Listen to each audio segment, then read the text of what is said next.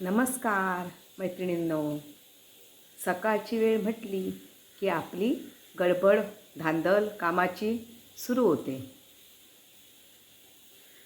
आणि आपण त्या धावपळीत पूर्ण जेवण वेळेत व्हायला पाहिजे. आपल्या घरात नोकरदार व्यक्ती असतात, लहान मुलं असतात, त्यांचं जेवण टायमिंगात होणे गरजेचं असतं. त्यासाठी वृद्ध माणसं असतात, त्यांच्यासाठी सर्वांसाठी आपलं जेवण अगदी धावपळीत आपण पूर्ण करतो. त्यासोबत इतरही कामं घरातली महिला म्हटल्यानंतर, गृहिणी म्हटल्यानंतर असतेच. तर हे माझं किचन आणि ही माझी धुतलेली भांडी आहेत. ती मी आता अशी वाळत ठेवलेली आहेत आणि आता वाळवून झाली ना का मग मी ट्रॉलीत लावणार ती. कारण काय होतं, ओली भांडी ट्रॉलीत लावली की झुरळं होतात आणि झुरळं झाली की आजारपणानं आमंत्रण दिल्यासारखं आहे. म्हणून स्वयंपाकघर हे आपलं टापटीप स्वच्छ असलं पाहिजे. अन्नदेव म्हणजे अन्नपूर्णाही खुश होते. त्यासाठी हे माझं किचन मी असं स्वच्छ ठेवते.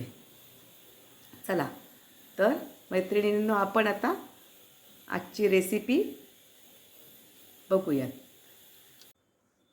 हे बघा, मी आता हे वाटाण्याच्या आमटीसाठी एक छोटा कांदा, 4 लसूण पाकळ्या आणि थोडंसं ओलं खोबरं, सुकं खोबरं घेतलं तरी चालतं, पण मी या ठिकाणी माझ्याकडे ओलं खोबरं होतं, ते ओलं खोबरं घेतलं. आता मी हे खमंग भाजणार आहे आणि मिक्सरला बारीक करून घेणार आहे. हे वाटाण्याच्या आमटीला अतिशय सुरेख लागतं आणि आमटी ही भातासोबत पण छान लागते आणि पोळीसोबत, भाकरीसोबत खूप छान लागते. चला तर मग आता आमटीची पुढची रेसिपी बघूया. इथे मी तव्यात तेल घेतलं आहे. आता कांदा भाजून घेते आणि कांदा आणि थोडासा तांबूस झाला की आपण त्यात लसूण पाकळ्या घालायच्या.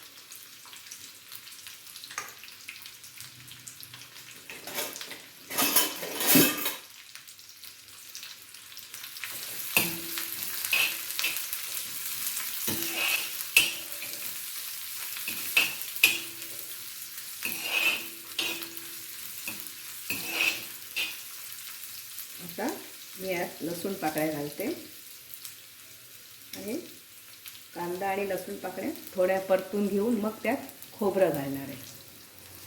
कांदा थोडा तांबूस झाला, आता मी खोबरं घालते.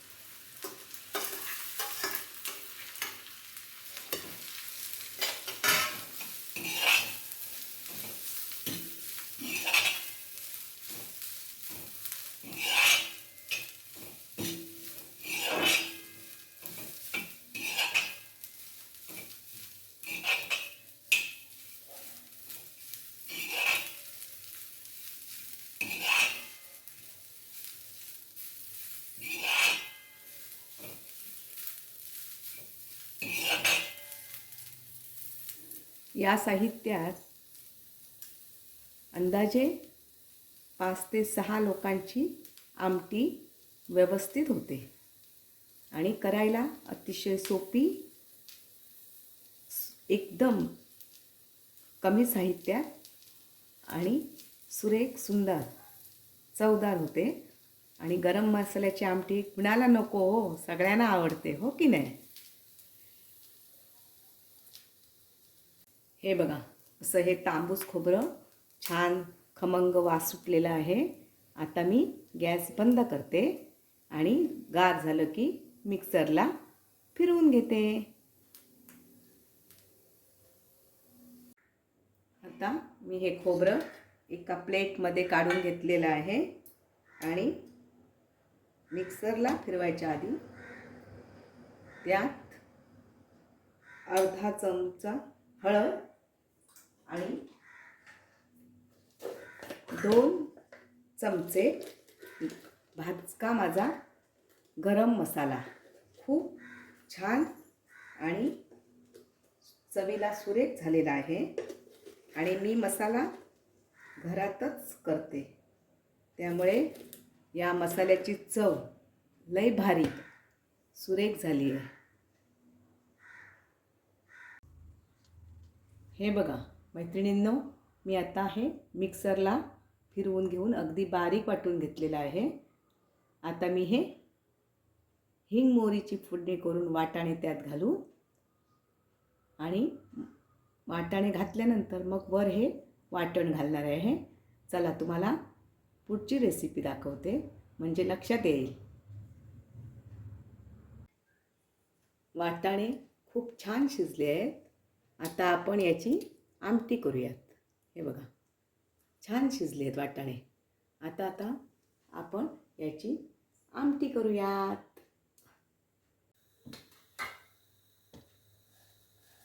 गॅस लावून घेतला. आता त्यात फोडणीसाठी तेल घातलं.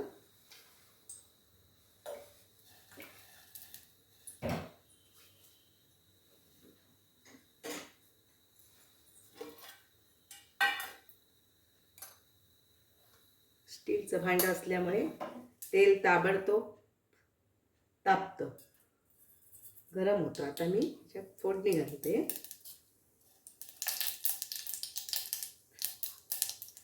हिंग, मोहरी आणि आता शिजवलेले वाटाणे.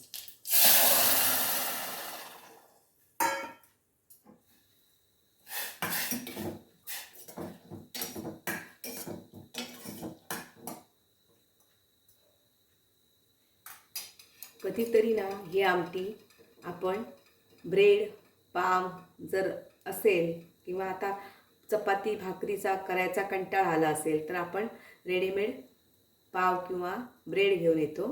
त्यासोबत सुद्धा ही आमटी अतिशय सुरेख लागते. आता घालते मी खोबरं.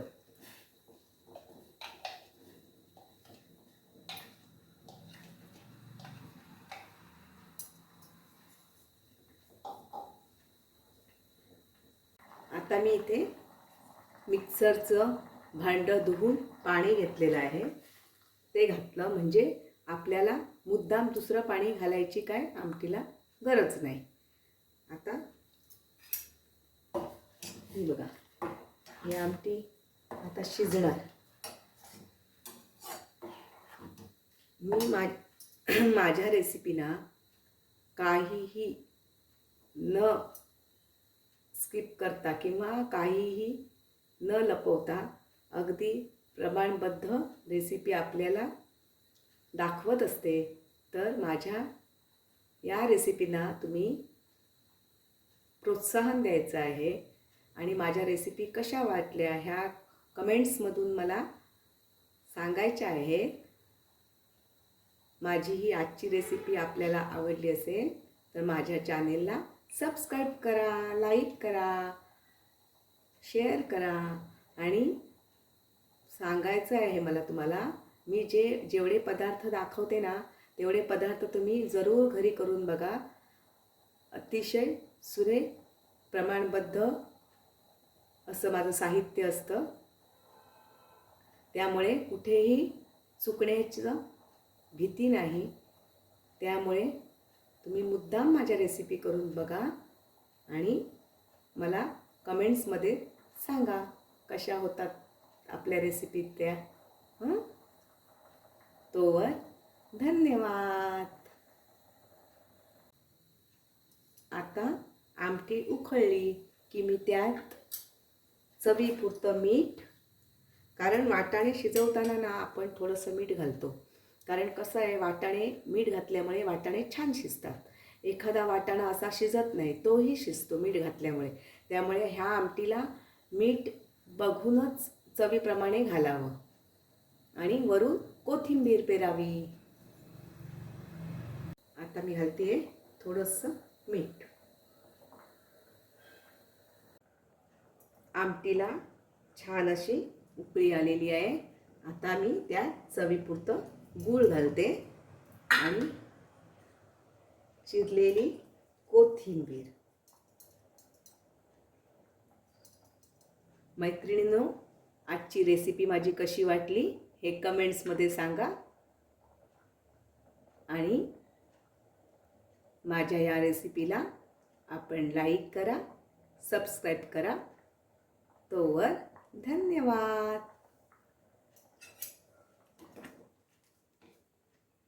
हे बघा, छान आमटी तयार. आता मी गॅस बंद करते.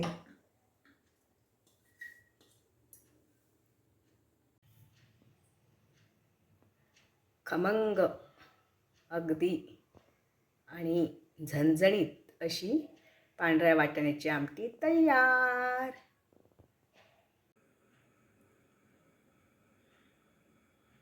गरम गरम पोळीसोबत पांढऱ्या वाटाण्याची आमटी. आहा, काय वास सुटलाय, मस्त. चला तर मग आता आपण टेस्ट बघूयात.